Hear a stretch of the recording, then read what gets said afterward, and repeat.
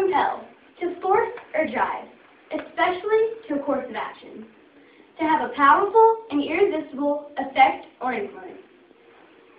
I would like to ask you a question today. My question is this. What drives you to a course of action? What has the most powerful and irresistible effect or influence in your life? What are you compelled by? Would you say that you are sometimes driven to do what you do by money? Are you influenced by what others think? Do you have thoughts of hate or lust that overpower you? Is success a goal that drives you to forget everything but getting ahead? Some people might say I, like most preteen and teenage girls, am compelled by the teenage idol, Justin Bieber. His superstar looks and lyrics to his songs overpower their thoughts and have a strong influence in their lives. You can easily recognize what compels others by their words and their actions. Young girls around the globe are talking about Bieber fever on their Facebook and Twitter, and their every conversation involves the name Justin. Now here's an interesting thought for you. Can you imagine having all the kids at school talking about God in their conversations, posting scriptures on Facebook, and sharing the gospel on Twitter? Let's get rid of Bieber fever and get some Jesus fever. Now that would be amazing. In 2 Corinthians 5:14 it says, "For Christ's love compels us." Not Justin Bieber or money or popularity, but Christ. If we let someone like a boyfriend, a girlfriend, or a spouse, or something like work, school, or strive for success, take the place of Christ, then our passions are not in the right place, and eventually we will become apathetic with our compassion toward others. So again, I ask you, what are you compelled by? Who or what has a great influence in your everyday life? What was your most recent Twitter and Facebook post about? And what was your last conversation about?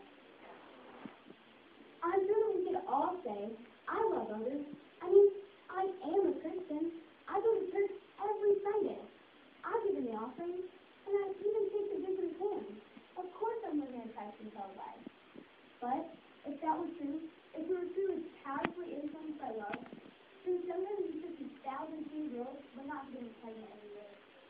50% of all marriages will not end in divorce, and 4,000 churches will not pay the divorce schools.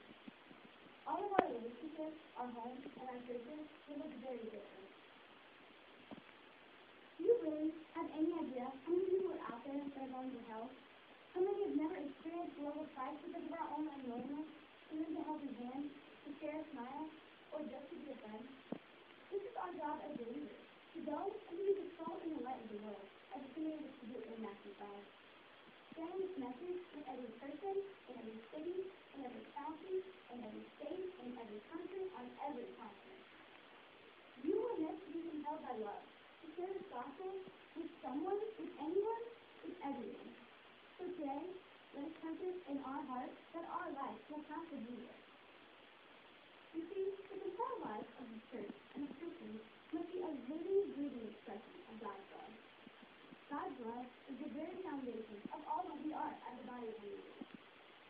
1 John 4:7-8 tells us, "Dear friends, we must love each other because love comes from God.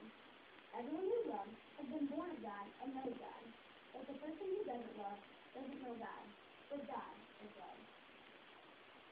Living out an authentic Christian life causes us to reproduce the love God has for us and to share with others. This is no ordinary love. This is the kind of love when you are willing to love someone something enough to die for them. God's love for us compels him to send his one and only Son to earth.